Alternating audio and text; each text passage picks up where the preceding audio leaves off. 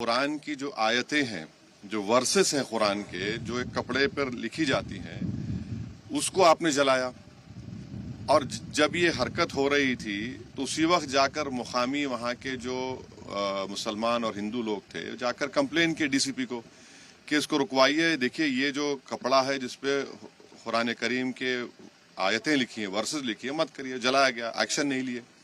उसके बाद शाम में ये सब चीजें हुई। मैं उसका कंडेम करता हूँ वायलेंस का, मगर इसको टोटल देखिए आप कि जो स्टेटमेंट्स एमिनेट हुए हैं, जो स्टेटमेंट दिए गए हैं मिनिस्टर्स की तरफ से, अभी भी दिए जा रहे हैं। भाई आप रूल ऑफ लॉ को फॉलो करिए ना। आप तो भारत के संविधान पर आपने ओथ लिया है, तो आप कैसे प्रोवोकेटिव स्टेटमेंट्स क्यों दे रहे हैं आप? भाई मुझे किसी चीज कोई चीज पसंद नहीं है, आपको कोई चीज पसंद नहीं है, तो कोई भी अपनी नापसंद का इजहार कानून को हाथ में ले करेगा क्या?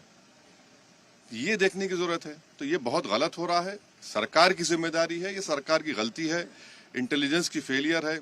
उस जगह जहां से महाराष्ट्र के मुख्यमंत्री आते हैं, और ये जो वायलेंस हुआ है हमारे केंद्र मंत्री के घर के करीब है पूरा, ये बड़ी गलत बात हो रही है। आप सत्ता में हैं, आपके जो आइडियोलॉजी है उसको बाजू रखिए। आपकी आइडियोलॉजी होने चाहिए भारत का कॉन्स्टिट्यूशन और रूल ऑफ लॉ को अपहोल्ड करना। 6 दिसंबर 1992 को क्या हुआ, और उसके बाद सुप्रीम कोर्ट ने उसको एग्रीगेस एक्ट कहा है। तो आप देख लीजिए, हुकूमत आपकी है, मंत्री आप हैं, रूल ऑफ लॉ आपको फॉलो करना है, और आपको कॉन्स्टिट्यूशन के लिहाज से अपनी हुकूमत चलाना है। देखिए, पिछले चंद हफ्तों से जो स्टेटमेंट्स महाराष्ट्र के सरकार के मिनिस्टर्स और चीफ मिनिस्टर तरफ से आ रहे हैं, उसको देखने की जरूरत है।